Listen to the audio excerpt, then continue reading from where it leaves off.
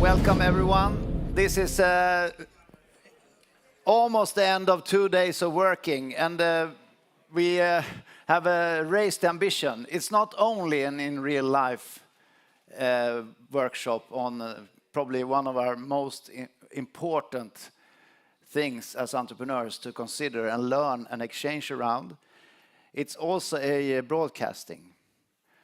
So the first part will be headed by Ingmar. I will soon present him.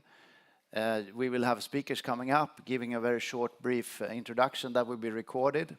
No toilet visits and so on at that point. After that, you will workshop around these topics, around the tables, no broadcasting. Then we will summarize the key findings from your discussions with the speakers and Ingmar, and we will have that recorded too. And the whole thing will be sent on the New York Climate Week next week. So I said it earlier in this workshop, what we do in this room echoes around the world, but actually it's only this one that, thanks to We Don't Have Time collaboration with Founders Alliance, that is actually true. Okay, we're starting this event here in Stockholm. My name is Niclas Carlsson. I'm the founder of Founders Alliance. We are a network, a collaborative network of 300 founders. Each founder has an ecosystem of companies, namely average 5 to 10, but they're also engaged in social impact. And what we try to do on the daily basis to add value to you, these founders. Founders World Summit, this is an event in that. This is the 10th year, where we have people from around the globe, main dominance from Sweden and Nordics. With that, I would like to introduce the founder and the initiator of We Don't Have Time, that passionately throughout the years working with helping the world to become a better place. Thank you, The scene Niclas. is yours. And thanks for having all of us here at Founders Alliance. 10th year. That's a long time. And that's about the time we have to do something for real, the coming 10 years. So that is my expectation of today, that we crack the code on how to move the needle in 10 years time frame, or hopefully even shorter. I want to welcome all the viewers tuning in from New York during Climate Week as well. We will first dive into 5 key topics, and with the help of our 5 expert speakers, that also will be each table's host leading the discussions on different topics. And if you don't like the topic on your table, you can move to another table. So that will be interesting to see if everyone moves to one table here. Be polite, don't do that. That will hurt the feelings of some experts.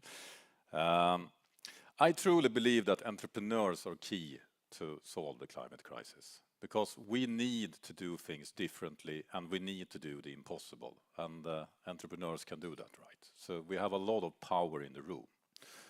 But there's one thing entrepreneurs need in order to do the job: money.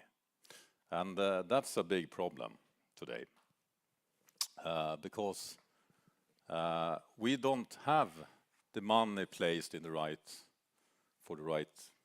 where we need them the most. In fact, we have the money, the governments are sponsoring the fossil fuel society with as much as $7 trillion globally.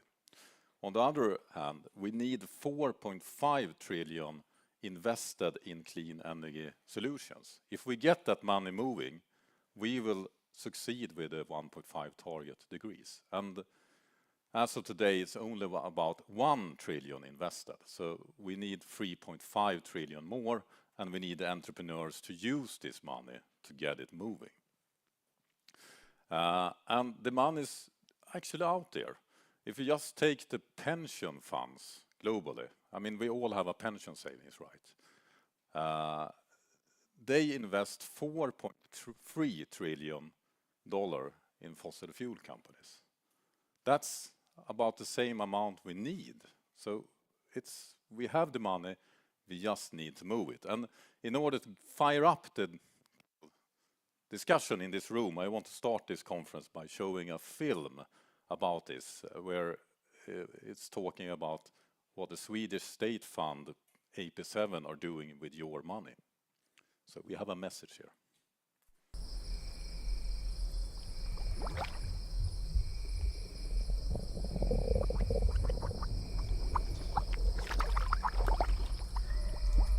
Vänner. Visst har vi en underbar planet. Växterna. Blommorna. Dofterna. Och så den här riktigt potenta oljan. Och som vi bara måste ta hand om. Och det kan vi, mina vänner. Tack vare dig och alla andra svenska pensionssparare så kan vi det. För om ni bara fortsätter investera era pensionspengar i oljebolag och vi kan alla tjäna riktigt mycket pengar. Ja, jag vet, det finns de som säger att olja kanske inte skulle vara så bra för klimatet. Men sen finns det de som säger tvärtom. Och man måste ju lyssna på båda sidor, eller hur? Visst är det lite härligt att jorden har blivit varmare. Blir ju glad av värme. Man vill leva, man vill dansa. Visst vill man dansa.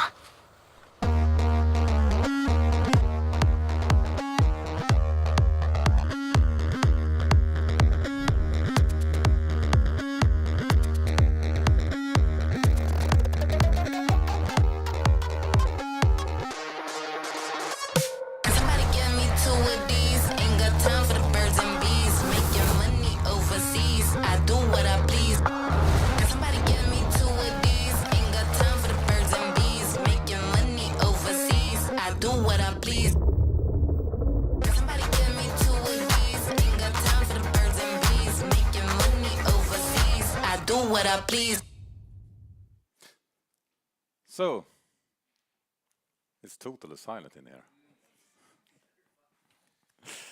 I want to welcome up our first speaker, Joachim Karthäuser, a climate investor and entrepreneur, founder of, amongst other, the heat power company Climeon, and the hydrogen company Zelk, and in a reusable windmill material company.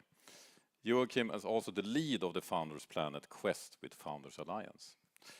Welcome, Joachim.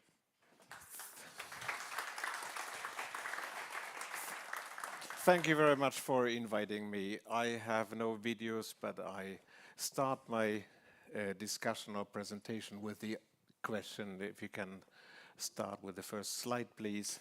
The question, it's do the we... okay, the green, good. There we go. Yes, do we really trust in science? Do we? Mathematics?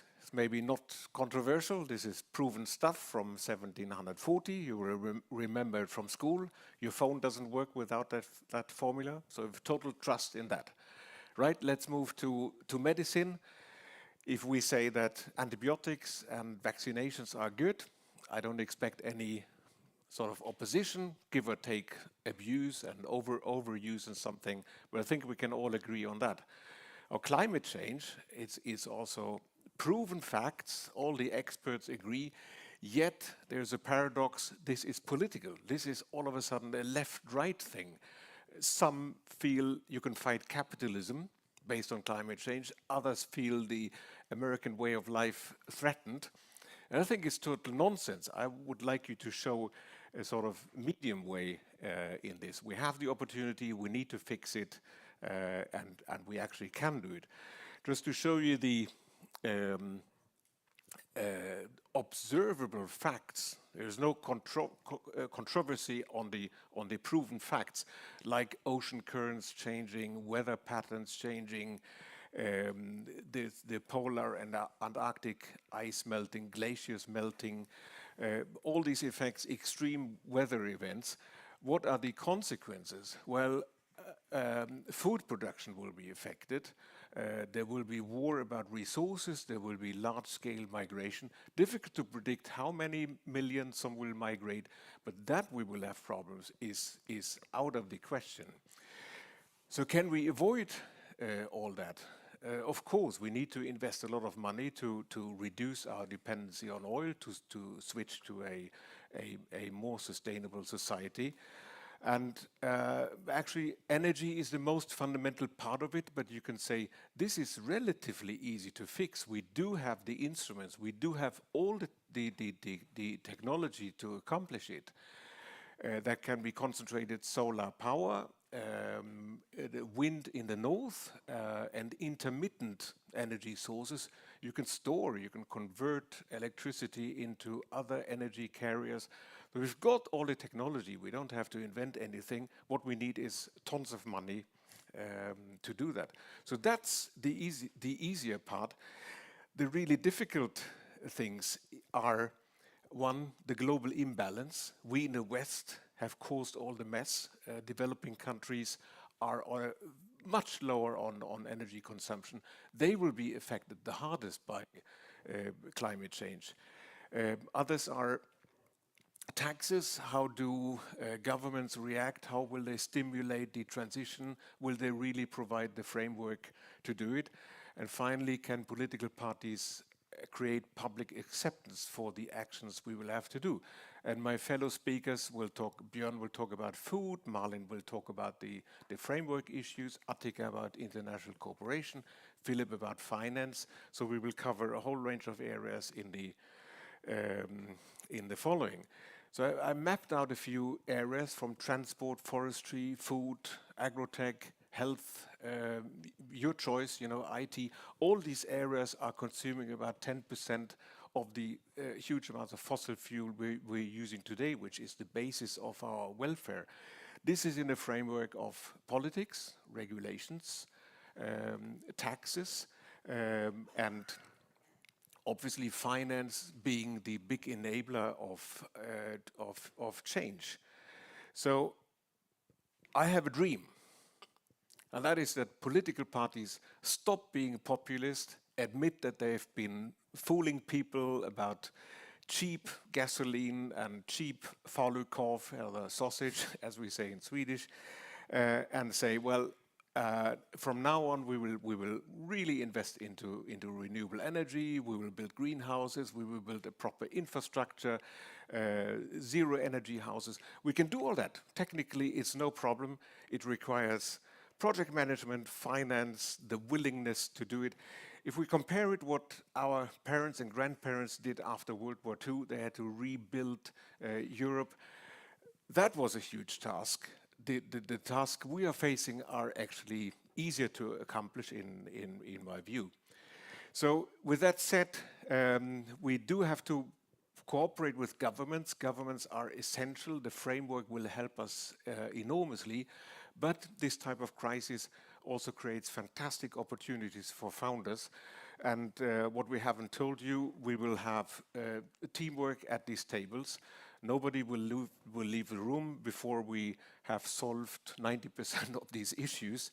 But really, joking apart, we have, there will be business opportunities for founders in all these areas: energy, infrastructure, food, and like Aticka will point out, international cooperation. Tech transfer will also mean business opportunities for companies. So please join us in this quest. Thank you very much. A quick question, Joachim. Why is it the way that the politics are lagging behind, do you think? I think it's ignorance. It's really difficult to take in these facts. If you see that the weather's getting warmer, you're not realizing the full danger of what's going to happen. So if you say the Antarctic is melting, okay, so what? It will affect us in many years. So it's ignorance. Certainly fossil company lobbying, misinformation. I really think this is the minor part.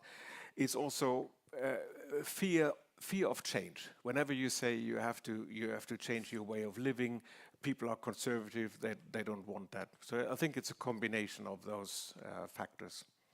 And this is what you're going to dig into at your table, right? We will. Great. Thank you. So see more of you later. And I would like to welcome up our next speaker, Björn Öste, a food tech entrepreneur, investor, founder of Oatly, a good idea drinkings, and Aventure, which is a research and incubator. So you're doing many things, and you're scaling things globally as well. Yeah, well, the global problem requires global solutions, right? Exactly. So it will be very interesting. Do you need this? I don't. You don't need this. Yeah. You don't even have a picture. I don't. We can use this one. Yeah, Go ahead. How about look at me instead? Yeah, yeah. So really happy to be here. Thank you. And yeah, I think we are all facing some really interesting challenges, big problems, requires big solutions. You talk about Joachim talk about access to funding. So I've been part of helping changing the food system for the last 20 years, and I think one of the realizations we have come to in our recent work is that in order to find the money that you require, right, there's a couple of other things we can do. The biggest challenge is we are all eating ourselves to death from a food perspective, and I think this is something we need to attack now and sooner to free up the money from the otherwise healthcare systems that are now rumbling and falling apart. We are literally eating ourselves to death. The most normal, common source of death is tied to metabolic unhealth, meaning things that are completely avoidable, right? There's 1 billion type 2 diabetics on the planet today and 1 billion pre-diabetics, so just, you know, a big line of people knocking on the door ready to jump into the big black ocean of diabetes.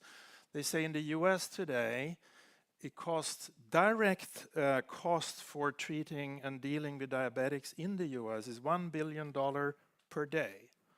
Okay, that's a lot of money. We could, if we can change and work on developing foods that actually make us healthier the more we eat, rather than make us more sick the more we eat of it, which is exactly what's happening today with most of the foods, we have a really good fighting chance of changing this tidal wave of disaster. I mean, melting ice caps, one thing. We're all dying from heart disease, obesity, and all the comorbidities associated with that. What we learned from developing Oatly in the very early days is that if you're smart, if you know what you're looking for, and use state-of-the-art science, you can actually make foods that slow down the metabolism, that reduces the blood sugar spikes, that actually gives you a sensation of fulfillment, right? We can actually build foods that do, in a very healthy, natural way, what Ozempic does today, right? Ozempic makes you feel artificially full and you stop eating, and that's in some ways good. It helps a lot of people, but you stop eating, so you get lack of nutrients. Elder people typically lose muscle mass. It's a typical human quest in search of the magic pill that solves all our problems. Fantastic, I take the green pill today and the red pill tomorrow and I'm okay and I can continue to do what I'm doing. There's an incredible opportunity for food and entrepreneurship in the food industry, and I want more buddies. I want partners in that space that work alongside us and truly make food as medicine, right? Already the Greeks, Homeros said, let thy food be thy medicine and let thy medicine be thy food.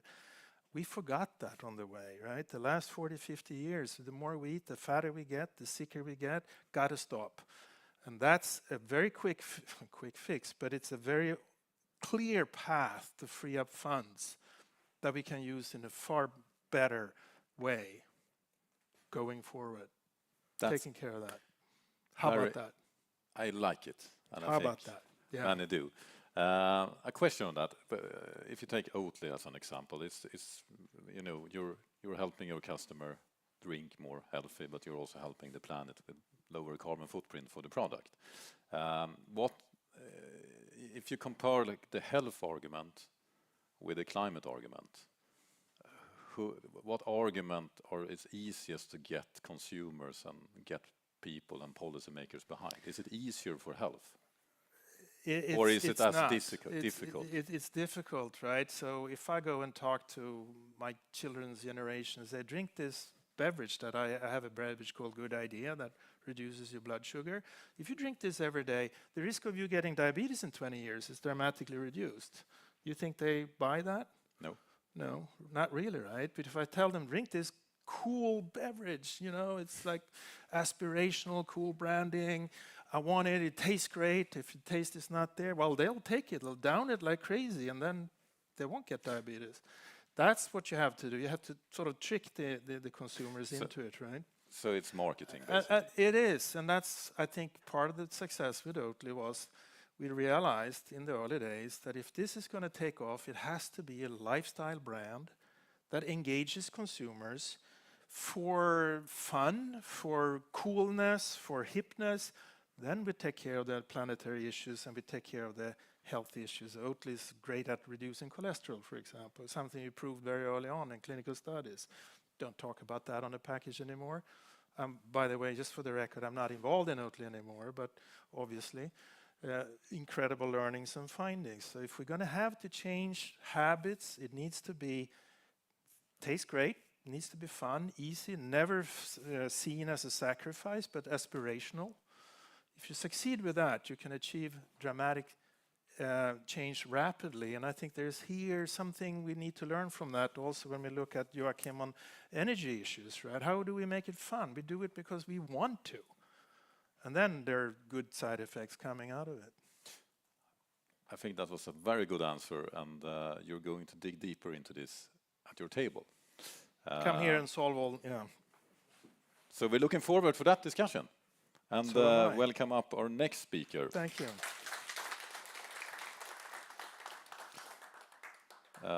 And Philip Anja, founder of Infranode that invest in green infrastructure transition into the Nordic countries. Philip, you're building things for the future, the infrastructure. I am, and how do you do that? Yeah, until I listened to Björn, I thought I would be the cool guy with only one slide, but you know, you had 0 slides, so that's super impressive. But we don't need cool guys, No. we need fun guys. And there was a second thing as well. I thought that I had big numbers, you had very big numbers, but I may have a bigger number than you actually. So let's look at that. Is there a number on the slide over there, or? Yeah. So how about 1 trillion? Is that a big number? Yeah, thanks. So if I link that to, have you guys seen a sign where it says mind the gap? Anyone? Help me. Where did you see that? Correct. Where in London? Correct. And why should you avoid the gap? Yeah, exactly. So what I do, I am one of the founders of Infranode. We are a company that is investing in the infrastructure and transition gap in the Nordic countries. And it's quite fascinating. If I would ask you guys, do you feel that you pay low taxes? I'm not going to ask. I'm going to assume that you will say no. And it is so that despite the tax rate in the Swedish and Nordic society, our infrastructure is old. Our infrastructure needs to be renovated, and we need to transition to a more sustainable society. And this number here is the amount of capital that needs to be invested in the Nordics only, based on BCG, McKinsey, and our polishing at Infranode, to get to net zero in the Nordics only. So this is not a global number, this is a Nordic number only. And if you think about, The Economist had an article the other day saying that the Nordics is a Silicon Valley of transition. Fantastic. But there is so much still that we need to do. So we have been, Infranode has been acting now for more than 10 years in the intersection between the public sector and the private sector. Infrastructure is the bedrock of society. And what I would like to point your attention to as entrepreneurs is the fact that there is so much business that you guys can do there while you contribute to the future. And I did take down a couple of learnings from our journey at Infranode. We have invested roughly 1 billion euros into Nordic transition and infrastructure. We have roughly 500 million euros in dry powder that we're planning to invest over the coming year. And this is capital coming from the pension funds that was mentioned earlier as a source of capital. And they are very eager to participate in the transition, but not with grants, but as commercial investors. So if I look at what has been important for us and what I would recommend you guys to do if you want to participate in this massive challenge and opportunity, because as much as it is a challenge for everyone as a citizen in the Nordics and the world, it's also probably the largest investment opportunity out there and business opportunity for the coming years. We need radical collaboration. I think I stole it from you, Ingmar, actually. I think I heard it from you before. And I think radical collaboration is a super cool term because it means we have to do things differently. And infrastructure has been a public sector affair forever in the Nordics, and it continues to be mainly so. But private capital and private companies are more and more welcome in to our infrastructure. So having said that, if you want to participate in this opportunity, we believe that you have to run your business slightly different. You need to be willing to sacrifice short-term profits for long-term thinking. We have built a business culture in Infranode where we invest for the long term, and we see that that is very much appreciated by the public sector. The public sector needs you as entrepreneurs to take commercial risk and to reap benefits from that, but you should not make benefits that are too great in relation to the risk you take, because then you will lose your license to operate in this space, which is a part of bedrock of society, which is always sensitive also from a political point of view. So I think those are my key takeaways. Be commercial, but do think with a long-term perspective, and then you have a lot of business in front of you. I agree with you with the long term. It's not about that sustainable investments are making less profit. It's just that it's taking longer time before it kicks off. And if you're a private individual that are saving for your next vacation, long term maybe it's not what you need. But if you're a pension fund, you're talking really long term. So my question to you that are talking with those pension funds, and there's a lot of money moving in the right direction, but still pension funds are funding fossil fuel infrastructure with trillions. An infrastructure investment, we know that long term will be either, regulated, high tax, or, the renewables, green energy will just compete with them and make them unprofitable. Why are pension funds doing that? Are they just stupid? What's your view on this? Why are they still investing, not in fossil fuel companies, but in fossil fuel infrastructure? I think you kind of stapled a lot of very interesting questions on top of each other, but I would say this, that the pension funds are underinvested in good things that are good both from a financial and from a transition point of view. So there is a big desire to allocate capital in there. And we have decided to focus on that. Then, of course, there are investors that are still invested into the fossil world, but I think the trend is very, very clear that it's only going in one direction. What I think is important goes back to the fact that I believe that it's going to be business that creates the change. It's not going to be based on grants or regulation or the public sector. So that's why this is so exciting to be with entrepreneurs, because you are willing and able to take risk and drive your companies like the public sector will not. But having said that, the key to success is to divide risk and reward in the right way between the public and the private sector. And that is very difficult. We all read the news now about Northvolt, right? For a long time, those have been the coolest thing to read about in the paper, and suddenly very risky. And Northvolt is a company, right? And Northvolt is a company in the midst of the transition, and is a very large company. But like any new cycles and any industries that are young, many investors, many companies, many entrepreneurs will make the wrong decision. And I am not at all in a position to comment on whether Northvolt is right or wrong, but what I can see is that there are already a lot of companies out there in the transition, in the Nordics as well, that are going bankrupt, that have to restructure, because this is not less risky. I would maybe say that investing or doing business in the transition may be more risky because it's so fast-paced. If you look at mega trends out there, I mean, AI and transition are probably the two largest drivers out there. And AI is actually one of the large catalysts for the investment need in the transition and infra. Looking at an AI-driven data center requires 10 times the power as a typical data center, for example.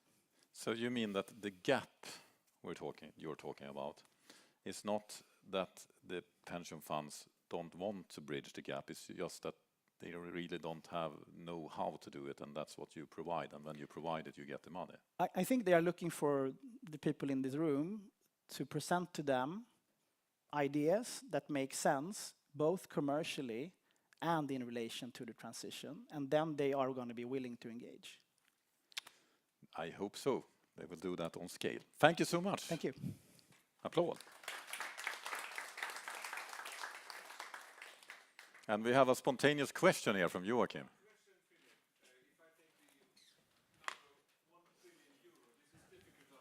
Yeah. If you divide it by 20 million people, I arrive at 50,000 euro per person in the Nordics. If we can't finance it with the tax system, that certainly should be bankable. What's your view on that? Well, irrespectively of who undertakes this change, the bill is always going to end up with all of us. That's how it is, right? So there is no free money. There are no special solutions. It's more how can we most efficiently use the capital needed to make this happen. So this number is a number that will have to be funded from the public sector and from the private sector, from consumers paying their energy bill to pension funds investing their capital. So there will be contributions from all angles. But at the end of the day, the pension capital is also your money. So we are going to pay for this. Everybody in this room, everybody in the Nordics, everybody in the world. And the Nordics, okay, I am, painting maybe a bit of a gloomy perspective here, but again, the Nordics, we are at the forefront of transition. According to the World Economic Forum, the Nordics is the most sustainable area in the world. And if you look at the Prime Minister of the Nordics jointly issued a statement earlier this year saying that, by 2030, it shall be clear for everyone in the world that the Nordics is the most sustainable region in the world, and it probably already is. So, despite the fact that there's a lot of things we need to do, we're starting from a good place. And what we do here can and should inspire others in the world where there are even bigger challenges than we see here. Good question, good answer. And I also want to add that 1 trillion is nothing compared to 7 trillion in fossil fuel subsidies that our tax money are going towards today. So we don't need to increase the tax, we just need to change the way we use the tax. That's an important argument, I believe. With that said, I would like to introduce the next speaker, Malin Speace from Ethos. Do I say space? Speace. Speace, sorry. Malin Speace from Ethos, Nordic ESG advisory firm on ESG for founders. Welcome, Malin. Thank you.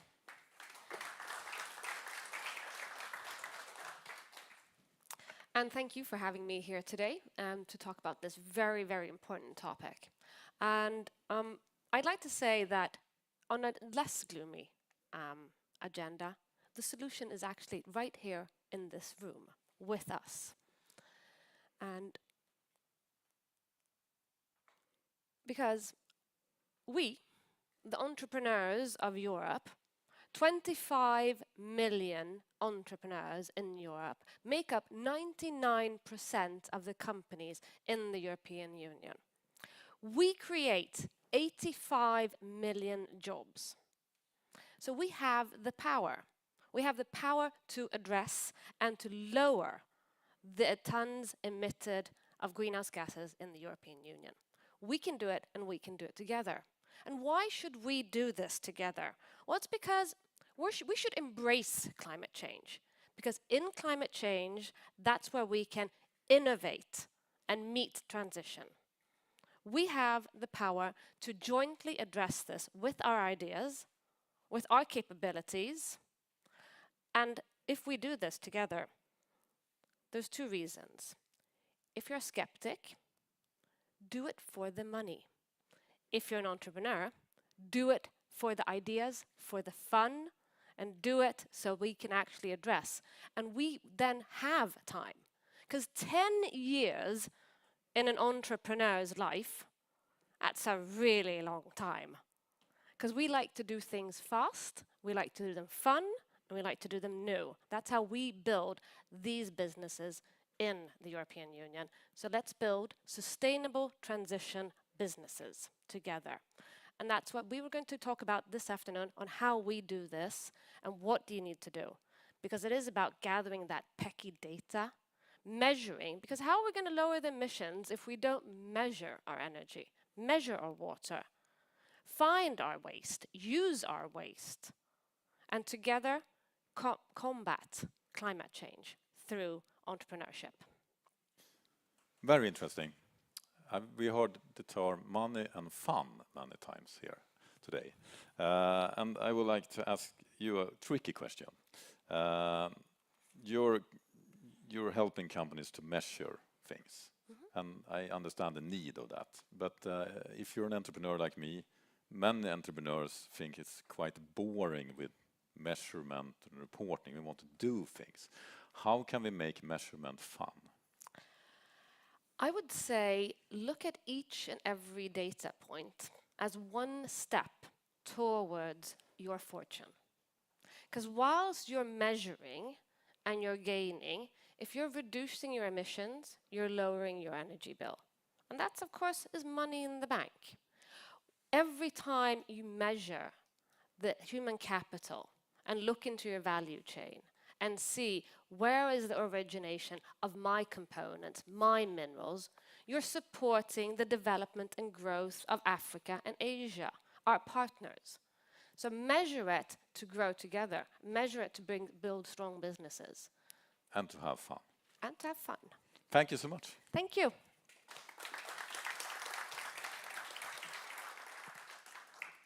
So we have the last speaker, and I would like to welcome Aticka Chona, founder of GREENKARMAS, a strategic advisor on sustainability in Sweden and India, founder of Green Consumer Product Company based in New Delhi. I think you will bring in a little bit broader perspective to this, because how many people are living in India compared to Sweden? Yeah, 1.4 billion. That's a big number. So share your thoughts. Thank you. So I'm not going to talk about the European. I'm not going to talk about the European opportunity. I'm actually going to take the European opportunity and see how that can really be scaled in markets like India. Every innovation that happens here can impact 1.4 billion people in India. And if I just put some facts on the table, as a consultant, every time a Swedish company comes to India, the first piece of advice we give them is, whenever you're going to go into a presentation in India, when you are presenting, most Swedish companies will talk about the history and everything that has happened over the last 30, 40 years, the development. There's always this one first slide with 1950 we did this, 1970 we did this. But when you go into an Indian company, they will start with 2020. And 2030 we will do this, and 2040 we will do this, and 2050 we will do this. And that's the reality. India is still building its history. Sweden comes with knowledge, experience, history, innovation. And the opportunity to get the West to the East is actually the opportunity globally to impact innovations. I have heard food tech, I've heard infrastructure development, I've heard a lot of, in the room there's a lot of knowledge already on those issues. So without saying more, I mean, the opportunity now to really talk about the opportunity and the business success in that. We have a couple of companies that we very recently have seen that have become successful. IKEA started a solar plant in India with just 2 stores, but they put solar panels, and it's becoming one of the largest solar plants in the country. and they are growing at a very fast pace. They have a roadmap of 5 to 6 stores, and they're catering to not just the top end of the population, which is 5%, but really to the masses. And there's a huge business success in that because the government is giving them a lot of incentives since they're bringing in technologies besides their own business. H&M has worked with their suppliers to reduce water consumption, and they've seen success. The government has paved a red carpet for them to actually build the business in the market.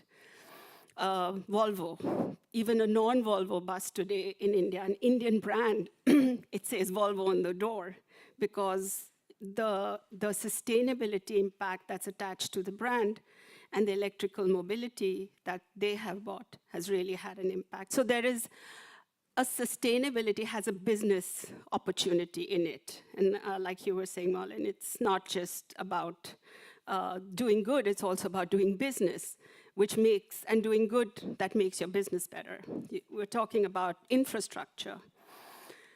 While you said infrastructure in Nordics is old, in India, every day we're building infrastructure, and yet it's not enough. Yet we're just building for today. Tomorrow morning, the metro is already over full. So there has to be 6 metros built to be able to impact mobility. I'm also going to talk a little bit about the renewable energy sector, which is also very important. India has said 2070 it will be net zero. It's a long call. I don't know how many of us are going to be there.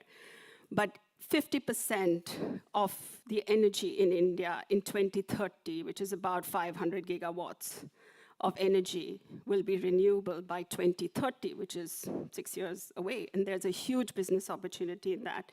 The government has put out incentives, particularly for European companies, because they know that Europe brings in not just innovation for today, but innovation for the future. The same is in food tech. We are the biggest diabetic nation in the world. And just, 10 products, and it could impact the whole country. And I'm not trying to sell you India, but I'm just trying to say what a very small product, what a big impact it could have. And that impact can become global. Hydrogen. Sweden has a roadmap, India has a mission. We have a hydrogen mission, which is welcoming, investing, has set up a fund to bring hydrogen companies into India so that the sector could move faster. There are production-linked incentives. There's an international solar alliance. Any company that comes in to do solar or electrical production, electrical mobility production in India will get a grant from the government. So it's a red carpet laid out. So while we are talking over here about the Nordics, and I know that is very important because it is, as you said, one of the most sustainable areas in the world. We need those good examples for markets like India to scale. So that's a little bit about what I had to say today. And, transfer of technology, investment, the door is open. Because India, many of our laws, our policies are from the 1980s. And the opportunity there is to leapfrog and, really to use the opportunity here. And we don't have to, and I work today with companies, and I actually think that I don't really work with startups because I feel there's so much tried, tested knowledge already available. We first should capture that and then go into the startup ecosystem. India's startup ecosystem technology is huge. I mean, 75% of the country has mobile phones, and 25%, and 30% can't afford it, but they still have mobile phones. So, that's really the capacity of education is probably the highest. Everybody speaks English. I'm going to talk about my friend sitting in the back of the room. We worked together on a water solution. Within a month of going out, we had a contract with the government saying that we can put up 30 units and it was a very large order to be able to get the technology in. So, it's rather simple. It's hard because it's a complicated market, but it's rather simple right now to get in technologies that are for the future. Very interesting. We have a lot of knowledge in this room, in the Nordics, in Europe, a lot of innovations, but there's a lack of money to really scale it. Do you see India can fill that gap, provide the money to scale European tech in India and beyond? Yeah, there I actually put down 2 or 3 different policies that are out as we speak, and they are relevant to the conversations we've had in the room. There's something called the National Infrastructure Pipeline. It's an investment fund set up by the government towards sustainable infrastructure for clean energy and circular economy solutions, because India has promised to have 100 smart cities, and that can only happen if they allow technologies to come in and there is funding for those. There's also a production-linked incentive scheme. If you set up a renewable energy, a hydrogen, or an electrical mobility plant in India, the government will finance you and also support you with production development. It seems to be a huge potential here. So we'd love to dig deeper into that subject on your table and hear what your result is afterwards. Thank you for letting me speak about this. Thank you.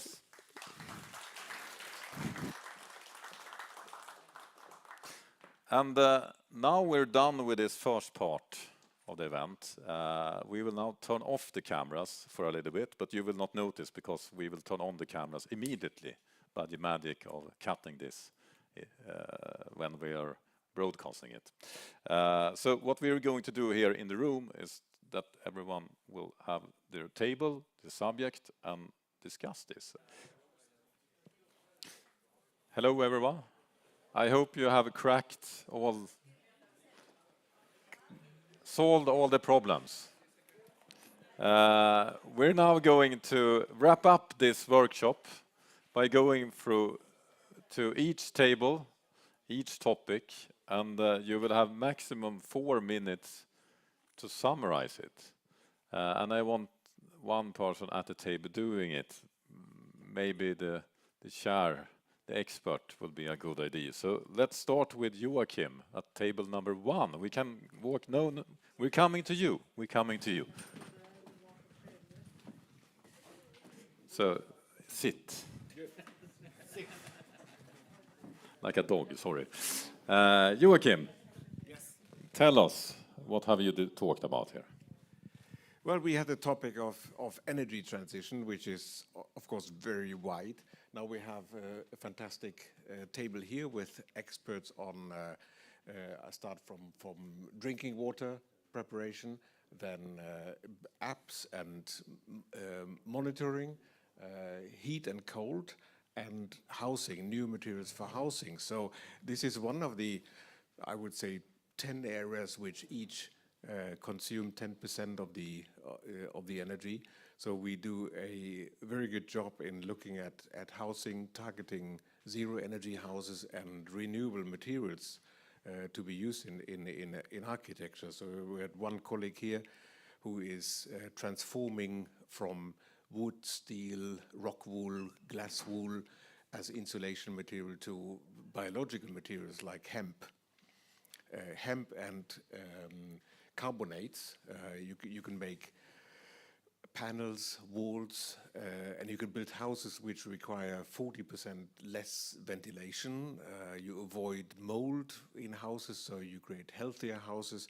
So it's intelligent materials which we have forgotten. We've used them, Henning said, we've been using hemp for 8,000 years and carbonate for 12,000 years.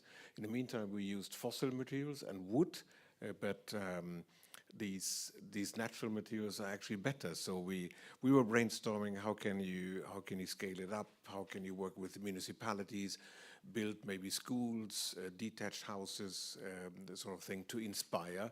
And if we had a little bit more time, we certainly would have discussed how to export that to other countries. So really innovative approach, and we prefer to do a deep dive in one important topic rather than solving the rest. I hope the other guys have solved these problems.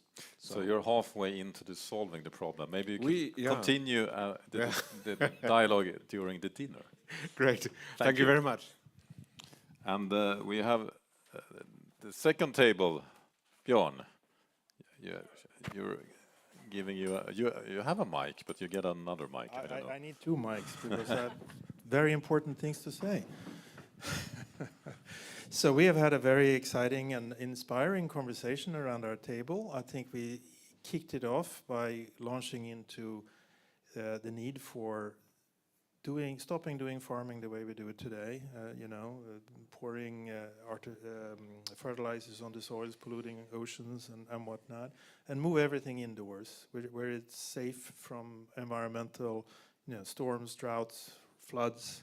We heard part of Czech Republic got normally 1 year of precipitation in 2-3 days, right? And I mean, come on, how do you farm in those conditions? And next thing you know, they will have a drought for 3 months or 4 or 6, 9, 12 months, right? So we have to stop farming outdoors, and it actually solves a couple of different problems. It solves the issue of access to food. If we can start, instead of shipping wheat all over the world, we grow it where people live. We grow it indoors. We save land. We save water, and you can start growing it where you normally couldn't grow wheat, right? In Africa, for example, where it's too hot, or things like that. So I think, and we're looking at space, how to or actually reverse, right? To get the technology from the space to actually start using it on planet Earth before we use it on planet Mars. Elon has to wait. We need it here first. And then we got all completely mesmerized and charmed by this young lady here that is cleaning the ocean in a very, very proactive and creative way by getting corporate fund sponsors. And she has a small but very efficient army that goes and handpick plastic bottles of the bays and estuaries along the Swedish west coast. I think we're all like, okay, we want to support you. How can we do this? Because simple methods that are not that simple to implement, but seemingly simple, right, can achieve incredible results. So we just want to, reach out and give you kudos for doing that.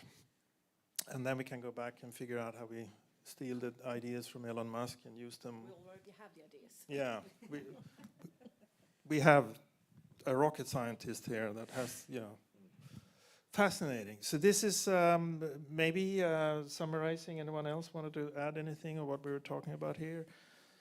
We're soon going to have pizzas that reduce the glycemic index, and we'll all look forward to great tasting pizzas that solve part of the diabetic problem. So David, you have a big task ahead of you here. Yeah. You forgot your protein.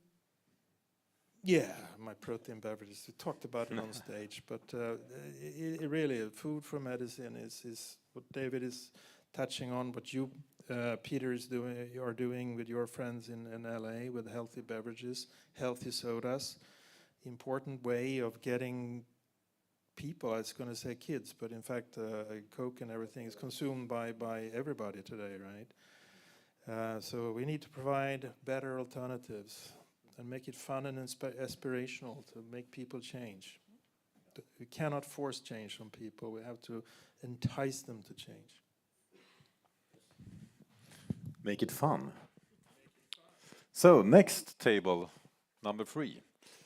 Philip, where are you? There you are.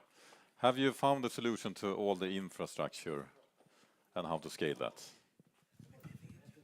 Yeah, we had super fun talking about political risk as one of the key topics, and I think we all feel that the commercial side of things will be a strong driver, but the public sector and the politicians need to set a playing field that allows the entrepreneurs to create magic. And there was a lot of questions around how we as an investor deal with political risk in various aspects, from regulations to permits, where Henrik provided his perspectives on the challenges on being lined up with the commercial proposition and wanting to make investments in sustainable fuels in the north of Sweden, as an example, where one political decision is missing. And the frustration that creates, and also the risk that if the political system is not there, many good initiatives will not come forward. So, and I think that is perhaps I think it was very observant from this table to zoom in quite early on the political aspects of doing business in the infrastructure sector, because that is really perhaps the main difference. Thank you. And next up, next table. Are we changing order? Because someone is not here. Okay. Aticka, table number 5. What have you talked about? So we've had multiple ongoing conversations. We've covered India, we've covered Africa, we've covered Brazil, we've covered how resources can be used smarter. What are the learning cases on both sides? How can we develop business opportunities together? How can we grow business opportunities globally? Anything more you'd like to add? I think we opened a Pandora's box of global conversations here, and not just limited to the Nordic markets, but way beyond. If anybody else would like to add something, sure. Okay. Well, the first thing we concluded is how much the Nordics, that initially was claimed to be so sustainable, have to learn from other parts of the world, and how important it is to integrate education as part of the concepts. And as funding is available, if there is a good return on investment, and as technologies are there, I think our focus also ended up in the importance of business modeling. For instance, build on operate transfer mode, where locals, no matter in Stockholm, Nairobi, or Rio, or wherever, because local people, wherever we are always the experts in our own resources and needs. So it's more important also to develop sustainable business modeling to make the revolution from underneath, and thereby creating the projects we can all integrate our ideas to. So as you hear, there's a lot of global knowledge here, which was well exchanged, but also some conversations on business opportunities together as well. So thank you very much. So it's a lot of opportunities to look into India and connect that more to Europe. Yes. But absolutely, love that.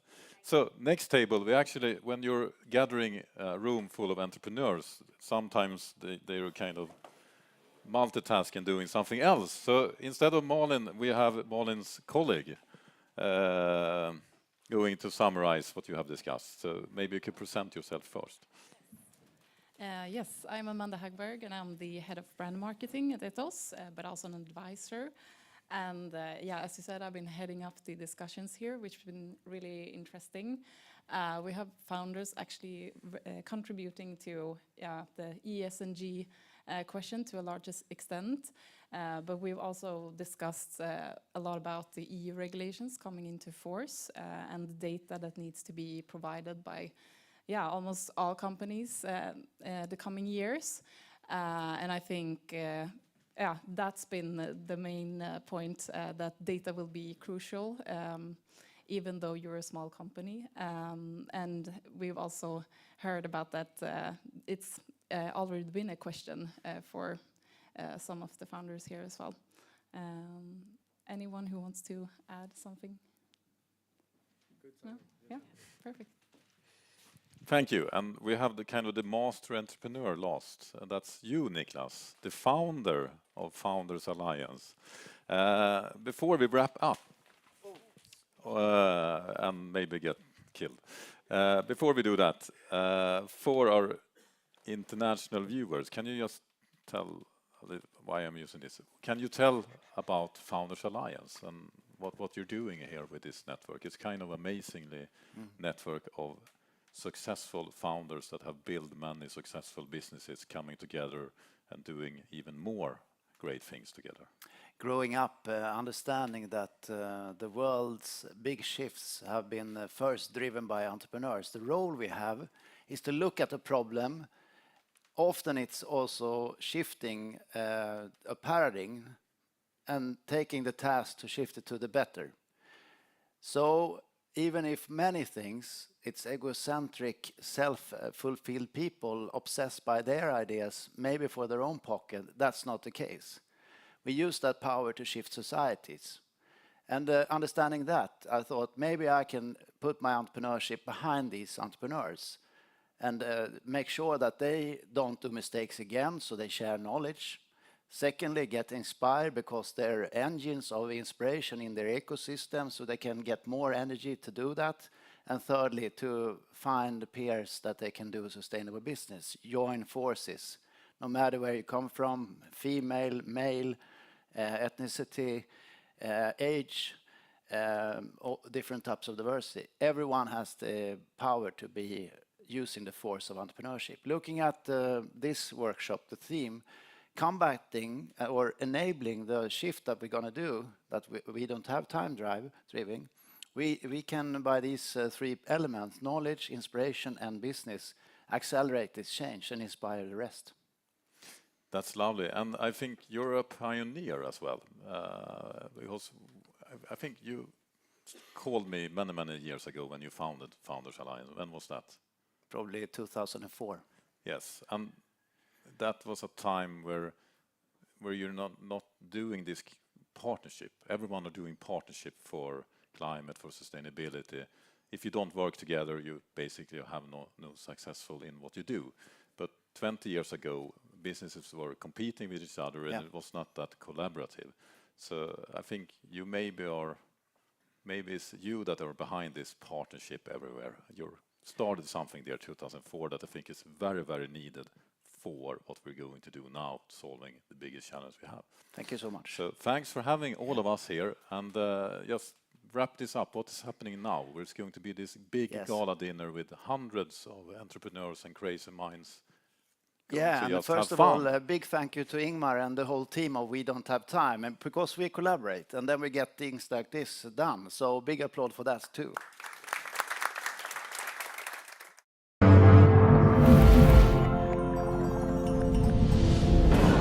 So we're now at the dinner party after Founders Alliance planetary workshop, and with me I have one of the participants, Christopher Engman.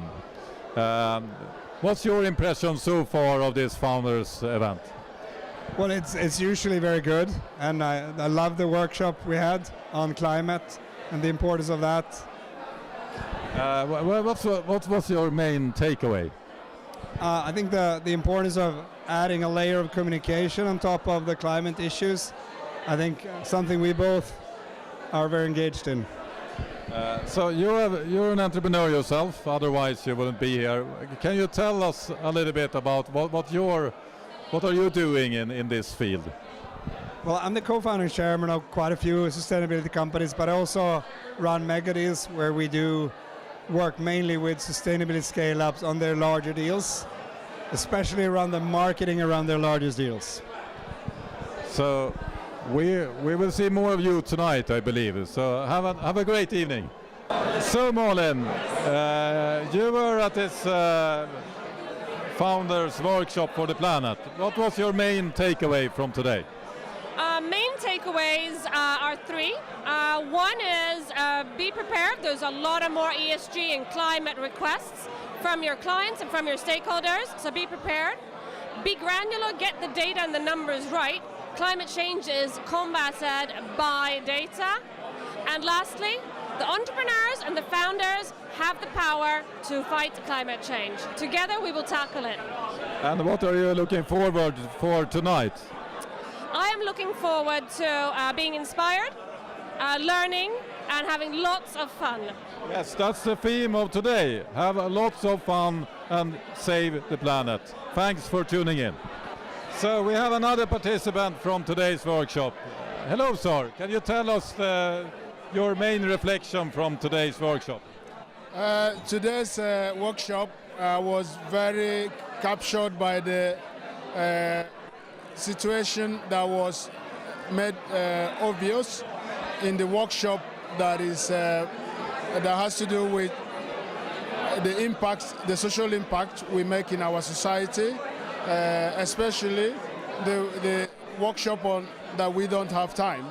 It actually gave us an opportunity to see with what we can do with our entrepreneur skills to change the narrative.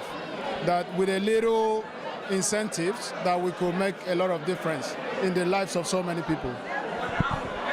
Thank you. And what are you looking forward to achieve tonight? Tonight I'm looking forward for us to celebrate the power of entrepreneurship, to see how much we can leverage the opportunities we have in the society to create a better environment and a better ecosystem for everyone. Sounds good. Thank you so much. So I found another entrepreneur from the workshop here, and with me I have Jonathan Orteden. What do you do? We're helping companies build some of the most used apps and web services. And why did you attend this Planet workshop? Because it's super important that using like the digital technology to help the planet as well. And what's your main takeaway? That we can, with entrepreneurship, have a huge impact on the world and change the problems we have. Sounds good. Thank you. Thank you.